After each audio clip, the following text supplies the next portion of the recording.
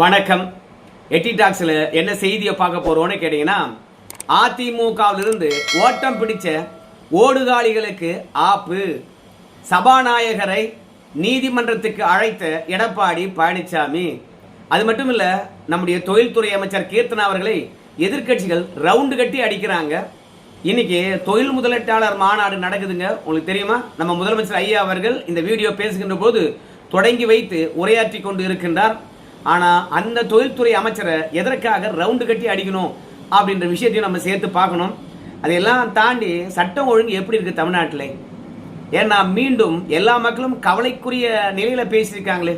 சமூக வலைத்தளத்தில் ஏகப்பட்ட வீடியோக்கள் வந்துட்டு இருக்குது. அது மட்டும் இல்லை, கொங்கு மண்டலத்தில் மீண்டும் 10 நாளில் 3 பேர் அடித்தே கொலை செய்யப்பட்டிருக்கின்றார்கள். என்ன நடக்குது?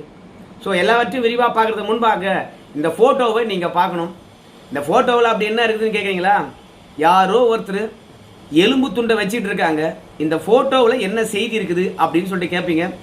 ஒன்றுமில்லை, இந்த அம்மாவை சமூக வலைத்தளத்தில் பார்க்குறவங்க அத்தனை பேருமே சைவம் என்று நினைத்து கொண்டு இருந்தார்களாம். நானாடா சைவம், மாட்டுக்கறியை சாப்பிட்றேன் பாடுறா அப்படின்னு பெருமைப்பட இந்த ஃபோட்டோவை பதிந்து, ஏண்டா சைவம் சாப்பிட்டா என்னடா இருக்குது அப்படின்ற கேள்வியும், அதை தாண்டி மாட்டுக்கறியை பற்றி பெருமையாகவும் பேசியிருக்கிறாங்க. அது அவங்க உணவு, அவங்களுக்கு பெருமையாக தெரியுது. ஆனால் சைவம் சாப்பிட்டா என்ன வரும் அப்படின்னு கேட்குறது ரொம்ப தப்பு. உன் பிளேட்டில் எப்படி என்ன உணவு இருக்குதுன்னு சொல்லிட்டு நான் எட்டி பார்க்கக்கூடாதோ, அதே மாதிரி என் பிளேட்டில் என்ன உணவு இருக்குதுன்னு சொல்லிட்டு நீ எட்டி பார்க்கக்கூடாது.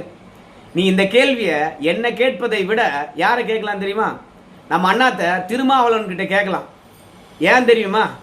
அவர் தான் சொன்னார், 30 ஆண்டு காலமாக நான் சைவம் மட்டுமே சாப்பிட்டு கொண்டு வருகின்றேன், நிம்மதியாக இருக்கிறதுங்க. காலையில் எழுந்தா இயற்கை உபாதைகள் பிரச்சனை இல்லாமல் இருக்குதுங்க, வயிற்று பிரச்சனை இல்லைங்க, எதுக்கு தேவையில்லாமல் அசைவம்லாம் சாப்பிடணும், அதனால் நான் சைவத்துக்கு மாறிவிட்டேன். திருமாவளவன் அவர்கள் சைவத்துக்கு மாறிட்டாரு. ஆனால் நீங்கள் மாட்டுக்கறியை பற்றி பெருமையாக பேசுகிறீங்க, பேசிட்டு போங்க. ஆனால் யாரை வம்பிழுப்பதற்காக நீங்கள் மாட்டுக்கறியை சாப்பிட்டு வீடியோ போடுறீங்கன்னு நமக்கு தெரியல. எவனாவது ஒருத்தன் பன்னிக்கறியை சாப்பிட்டு பெருமையாக பேசினா இதே மாதிரி நீங்கள் ஒத்துக்குவீங்களா? அதனால் உன் உணவு உனக்கு, அடுத்தவன் உணவு அவனுக்கு. நீங்கள் சைவத்தினுடைய மேன்மை இன்னும் அறிந்து கொள்ளவில்லை என்று நினைக்கின்றேன். அதனால் போக போக சைவத்தினுடைய மேன்மையை நீங்கள் உணர்ந்து கொள்வீர்கள். உலகத்தில் பார்த்தீங்கன்னா எத்தனையோ மிருகம் இருந்தாலும் சில மிருகங்கள் மட்டும்தான் எல்லாவற்றையும் சாப்பிடக்கூடிய தன்மையாக இருக்கிறது. அதில் ஒரு மிருகம்தான் நம்முடைய மனித இனம்.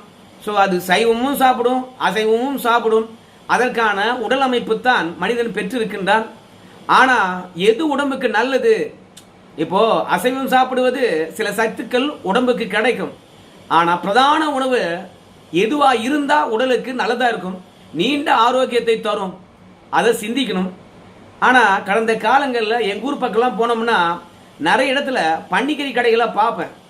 நிறைய பேர் பன்னிக்கறி விற்றுக்கிட்டு இருப்பாங்க. ஆனால் இன்னைக்கு என்னன்னு கேட்டிங்கன்னா, போகிற இடங்கள்லாம் மாட்டுக்கறி தான் இருக்குது எல்லா இடத்துலையும்.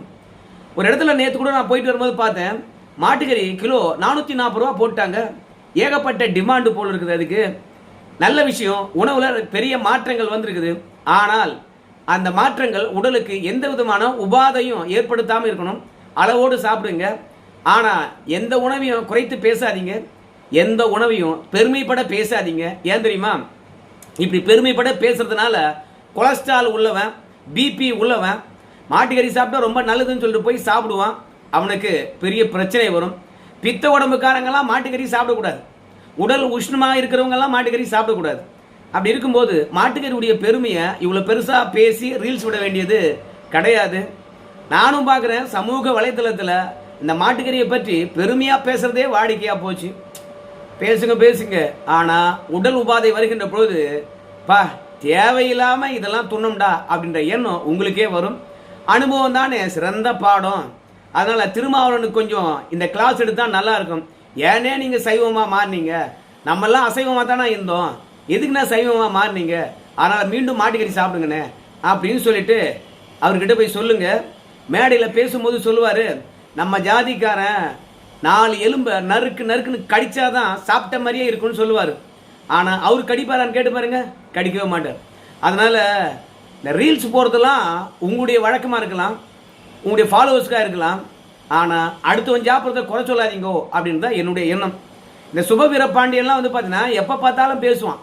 என்ன பேசுவான்னு கேட்டிங்கன்னா, ஏங்க மட்டன் சாப்பிட்றவங்க ஏன் மாட்டுக்கறி சாப்பிடக்கூடாது அப்படின்னு சொல்லிட்டு பேசுவான். ஆனால் என்னைக்காவது ஒருத்தன் மாட்டுக்கறி சாப்பிட்றவங்க ஏன் பன்னிக்கறி சாப்பிடக்கூடாது அப்படின்னு கேட்கவே இல்லை.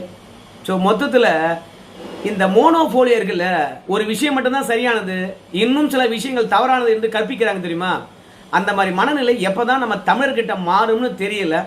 சில பேரை தூக்கி வைத்து பேசுவதும், சில பேர் மட்டும்தான் தமிழன் என்று பேசுவதும் ரொம்ப வேடிக்கையாக இருக்குது. போக சரி, நம்ம பேச வந்த விஷயத்துக்கு வந்துடுவோம். அதிமுகவில் இருந்து ஓடுகாலிகளாக போய் தவேக்கால இணைஞ்சாங்க இல்லையா, அவங்களுக்கெல்லாம் எடப்பாடி பழனிசாமி பெரிய ஆப்பை வச்சிருக்காரு. என்ன சொல்லியிருக்காரு நேற்று நீதிமன்றத்தில் அப்படின்னு பார்க்கும்போது, நாங்கள் ஒரு 6 பேர் தவேக்காவுக்கு போயிட்டாங்க. ஆனால் அவங்க தவேக்காவுக்கு போகிறதுக்கு முன்பாக கட்சி தாவல் தடை சட்டத்தின் அடிப்படையில் அவங்க மீது சபாநாயகர்கிட்ட நாங்கள் புகார் தெரிவித்திருந்தோம். அந்த புகார் மீது நடவடிக்கை எடுக்க சொன்னோம். ஏன்னா கட்சி கட்டுப்பாட்டை மீறி கிட்டத்தட்ட ஒரு 27 பேர் வேறு கட்சிக்கு வந்து வாக்களித்தார்கள். அது கொறடா உத்தரவை மீறின மாதிரி இருந்தது. அதனால் அந்த 27 பேர் மீதும் கட்சித்தாவல் தடை சட்டத்தை பயன்படுத்த வேண்டும் என்று சொன்னோம். அதுக்கப்புறம் தாங்கள் செய்தது தவறு என்று சொல்லிட்டு சில பேர் மன்னிப்பு கடிதம் எழுதி கொடுத்ததுனால அவங்கள மன்னிச்சு மீண்டும் கட்சிக்குள்ளே இணைத்து கொண்டோம். அப்படி மன்னிப்பு கடிதம் கொடுத்துட்டு புகாரை திரும்பி பெற முடியுமா அப்படின்னு கேட்டிங்கன்னா, அது வந்து அதிமுக தலைமை என்ன முடிவுனாலும் எடுக்கலாம். ஏன்னா அவங்க சின்னத்தில் நின்று தான் வெற்றி பெற்றிருக்கின்றார்கள். அதனால் புகார் அளிக்கலாம், பிறகு புகாரை திரும்பவும் பெற்றுக்கொள்ளலாம், இந்த மாதிரி வாக்களித்தவர்களை மன்னிக்கலாம். இவை அத்தனையுமே வந்து அதிமுக தலைமைக்கு மட்டுமே உள்ள பவர். அதனால் மன்னிப்பு கடிதம் எழுதி கொடுத்தவர்களை மன்னித்து கட்சியில் சேர்த்துக்கிட்டோம். ஆனால் இந்த கட்சி தாவல் தடை சட்டத்தின் அடிப்படையில் ஒரு 4 பேரை தண்டிக்க வேண்டும் என்று புகார் அளித்தோம். அவங்க அந்த புகார் இருக்கின்ற போதே வந்து பதவியை ராஜினாமா பண்ணுறோம் அப்படின்னு சொல்லிட்டு பதவியை ராஜினாமா பண்ணிட்டு வேற கட்சியில் போய் இணைஞ்சிட்டாங்க.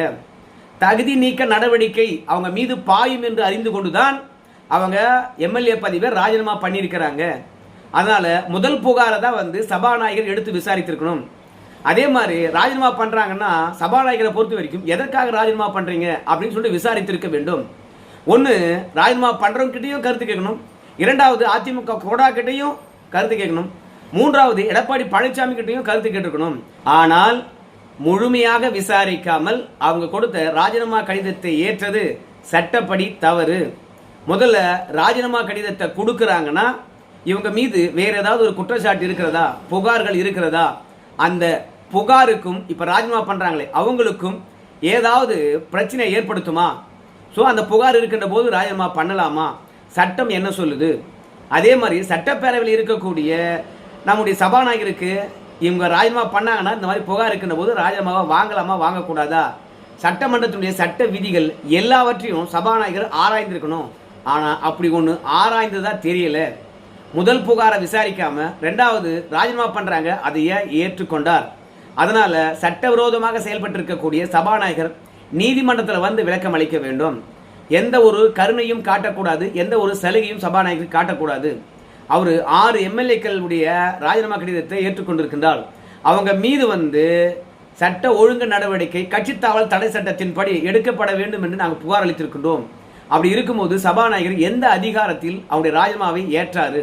தலைமை கிட்டையும் கேட்கல, ராஜினாமா பண்ணவங்களையும் விசாரிக்கல. அதனால இந்த சட்டவிரோதமான செயலை செய்தவர்களும் பதவி நீக்கம் செய்யணும்னு சொல்லிட்டு நீதிமன்றத்தில் கோரிக்கையும், சபாநாயகர் அவர்கள் ராஜினாமாவை ஏற்றதுனால அவர் மீது நடவடிக்கை எடுக்கணும் அப்படின்னு சொல்லிட்டு நீதிமன்றத்தை நாடி இருக்கின்றார்கள். சபாநாயகரை நீதிமன்றத்துக்கு அழைப்பார்கள், ஆனால் சபாநாயகர் மீது நடவடிக்கை எடுப்பாங்களா என்பது தெரியல. ஏன்னா இந்திய அரசியலமைப்பு சட்டத்தில் 3 அமைப்புகள் இருக்குது. ஒன்று நீதிமன்றம், இன்னொன்று மக்கள் மன்றம், அதோட குடியரசுத் தலைவர். இந்த 3 பேரும் ஒருத்தரோட ஒருத்தர் மோதிக்கொள்ளவே மாட்டாங்க. சட்டமன்றத்தில் இருக்கிறவங்க நீதிமன்றத்தை கேள்வி கேட்க மாட்டாங்க, நீதிமன்றமானது சட்டமன்றத்தை கேள்வி கேட்காது. நாடாளுமன்றமும் தான் அதில் அடங்க சொல்கிறாங்க. அதே மாதிரி குடியரசுத் தலைவரை வந்து சட்டமன்றம், நாடாளுமன்றம், அப்புறம் நீதிமன்றம், இது 3ம் கேள்வி கேட்காது. ஆனால் கிளாரிஃபிகேஷன் கேட்கலாம், விளக்கங்கள் கேட்டுக்கலாம். அந்த மாதிரி தான் சபாநாயகர்கிட்ட கூட வந்து விளக்கங்கள் கேட்டிருக்கலாம்.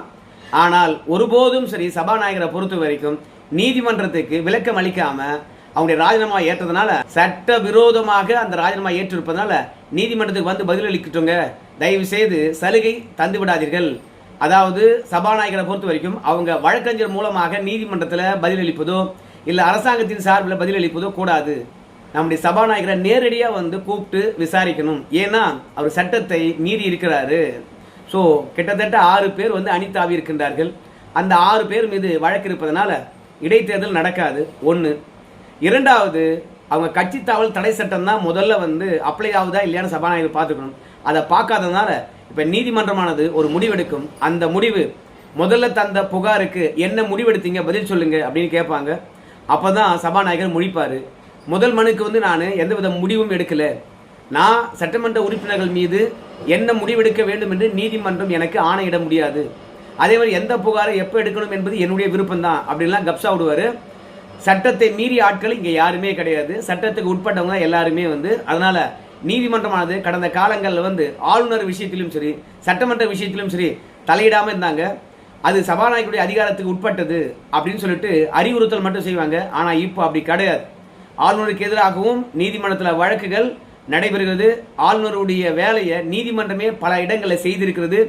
திமுக ஆட்சியில் 10 மசோதாக்களுக்கு ஒப்புதல் கூட நீதிமன்றம் வழங்கியிருக்குது. அதனால் இப்போதும் சரி சபாநாயகருக்கு எதிராக களமிறங்க வேண்டும் என்று எடப்பாடி பழனிசாமி கோரிக்கை வச்சிருக்காரு.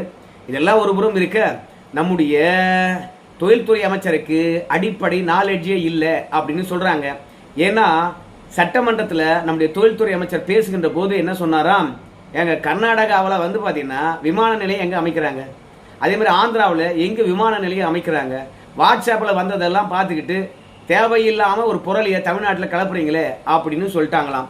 ஆனால் உண்மையாக சொல்ல போனோம்னா நம்முடைய தமிழ்நாட்டு எல்லைக்கு அருகாமையிலே வந்து ஆந்திரா 2 ஏர்போர்ட்டை ஐடியா பண்ணியிருக்கு.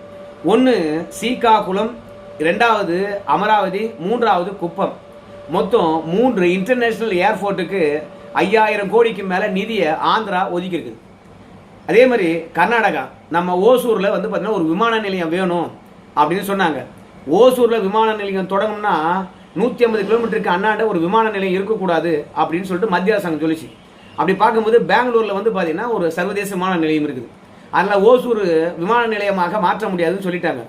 ஆனால் இப்போ தமிழ்நாட்டு எல்லைக்கு அருகாமையிலே வந்து நிலமங்களா, கனகப்பூரா 2 இடத்துல சர்வதேச விமான நிலையங்கள் கட்டுறதுக்கு 1200 கோடியை கர்நாடகா ஒதுக்கி இருக்குதுங்க. அதே மாதிரி ஆந்திராவில் 3 சர்வதேச விமான நிலையம் கட்டுறதுக்கான அனுமதியை மத்திய அரசாங்கத்துக்கிட்ட இருந்து பெற்றிருக்குது. அவங்களும் ஒரு 5000 கோடிக்கு மேலே ஒதுக்கியிருக்காங்க. ஆனால் இப்படி சர்வதேச விமான நிலையங்கள் தமிழக எல்லை ஒட்டியே அமைகின்ற இந்த தருணத்தில் நம்முடைய தொழில்துறை அமைச்சரை பொறுத்த வரைக்கும் என்ன சொல்கிறாருன்னு கேட்டிங்கன்னா, அதெல்லாம் வாட்ஸ்அப்பில் வந்த பொய் செய்திகள்ன்றாங்க. ஆனால் அதிகாரப்பூர்வமாக திமுக காரங்க புட்டு வச்சுட்டாங்க. நம்முடைய அமைச்சரை பொறுத்த வரைக்கும் எந்த விஷயத்தில் வேண்டுமானாலும் மெத்தனமாக இருக்கலாம், ஆனால் உள்கட்டமைப்பிலும் மெத்தனமாக இருக்கக்கூடாது.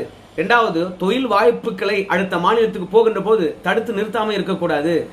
நம்முடைய அமைச்சரை பொறுத்த வரைக்கும் ரீல்ஸ் போடுவாங்க, ஒட்டுமொத்தமாக இன்ஸ்டாகிராம்லேயே மூழ்கி கிடப்பாங்க. அதனால்தான் ஓசூரை தாண்டி கர்நாடகாவில் எத்தனை விமான நிலையத்துக்கு அனுமதி கேட்டிருக்காங்க. அதே மாதிரி நம்ம கும்மிடிப்பூண்டியை தாண்டி ஆந்திராவில் எத்தனை விமான நிலையங்கள் கட்டுறதுக்கு அனுமதி கேட்டிருக்காங்க.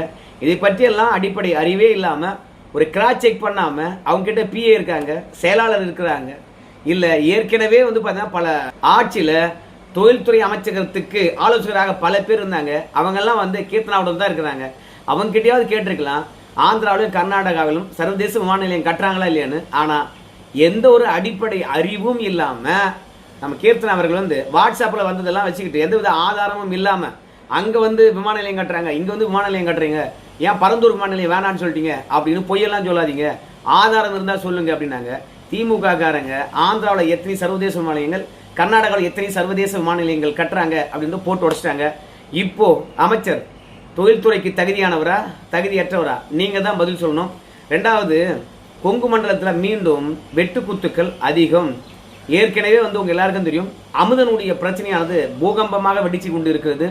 ஒன்று செல்போனுக்காக அவரை சாவடிச்சிட்டாங்க அப்படிங்கிறாங்க, இல்லை ஜூனியர் சீனியர் என்ற பிரச்சனையால் சாகடிச்சிட்டாங்க அப்படிங்கிறாங்க. 3வதாக அவங்க சொல்கிறது என்ன கேட்டிங்கன்னா, போதைப் பொருள் விஷயங்களை போலீஸுக்கு சொல்லிட்டாங்க. போலீஸ்காரங்க போதைப் பொருள் கும்பலுக்கு அமுதன் தான் வந்து எல்லாரையும் காட்டி கொடுத்தான்னு சொன்னோன்னே அவனை போட்டு அடித்து கொண்டுட்டாங்கன்றாங்க. இதில் எது உண்மைன்னு தெரியல, விசாரிச்சாதான் தெரியும். அதே மாதிரி தான் நவீன் என்ற இளைஞரையும் வந்து பார்த்தீங்கன்னா அடித்து கொண்டு இருக்காங்க. இன்னைக்கு காலையில பாப்பநாயக்கம் பாளையத்துல சாந்தி என்கின்ற வீடு புகுந்து அடிச்சு கொண்டு இருக்கிறாங்க. அதுக்கப்புறம் ஒரு காதலன் காதலனே வந்து பாத்தீங்கன்னா இன்னும் 2 பேரை அடிச்சு கொண்டு இருக்கிறான். இப்படி அது வந்து பல இடத்துல நடந்தது. காதலன் காதலி அடிச்சு கொன்னது. இப்படி ஒட்டுமொத்த கொங்கு மண்டலமே வந்து பாத்தீங்கன்னா இன்னைக்கு கொலைகளால நடுங்கி போயிருக்குது. இன்னைக்கு கொலையா முந்திரிக்காய் என்று சொல்வதெல்லாம் போய் இன்னைக்கு மனிதனை கொத்து கொத்தா கொள்ளுகின்ற நிலைதான் இருக்கிறது. அப்புறம் இந்த சிங்கப்பெண்கள் படையெல்லாம் எங்க இருக்கான்னு தெரியல. பெண்களுக்கு எதிரான குற்றங்கள் நடந்தா அங்க போய் நிப்போம்னாங்க, ஆள் வேற எடுக்க போறேன்னாங்க. இந்த மாதிரி பிரச்சனை அதிகரிக்கின்ற இந்த தருணத்துல என்ன பண்ணிருக்கோம்? சிங்கப்பெண்கள் பாதுகாப்பு படை எண்ணிக்கையை அதிகரிச்சிருக்கணுமா இல்லையா? சிங்கப்பெண் பாதுகாப்பு படையை பொறுத்த வரைக்கும் ஓட்ட பஸ்ஸை தள்ளுறதுக்காக தான் அவங்க இருக்காங்க. பல நாள் நம்மளும் பார்த்துருக்கோம். அதனால பெண்களுக்கு மீண்டும் அச்சமூட்டுகின்ற நிகழ்வு கொங்கு மண்டலத்தில் நடந்து கொண்டிருக்குது. கடந்த காலங்களில் தான் சரக்கு போட்டாங்க, கஞ்சா அடிச்சாங்க, அதனால தான் கொலைகள் நடந்ததுன்னு சொன்னீங்க. இப்பயும் இது நடக்குது. கேட்டால் ஆதாய கொலை, கௌரவ கொலை, அது மட்டும் இல்லாமல் நீ பெரியவனா நான் பெரியவனா என்ற போட்டி, ஜூனியர் சீனியர் போட்டி அப்படின்னு ஏதாவது ஒரு காரணத்தை சொல்லி இவங்க தப்பிக்கிறாங்களே கண்டி பிரச்சனைக்கு முழுமையான தீர்வை காண்பதே கிடையாது. ஸோ மொத்தத்தில் ஓடு காலியாக இருக்கக்கூடிய அதிமுகவுக்கு பெரிய ஆப்பு வச்சுருக்காங்க. சபாநாயகரும் நீதிமன்றத்தில் ஆஜராக வேண்டும். எனக்கு தெரிந்து முதல் சபாநாயகர் வந்து நீதிமன்றத்தை நோக்கி போக போறாரா என்று பொறுத்து பார்க்கலாம். சரி நண்பர்களே, மாட்டுக்கறி நீங்கள் திரும்புவீங்களா? கமெண்ட்ஸில் சொல்லுங்கள். நன்றி.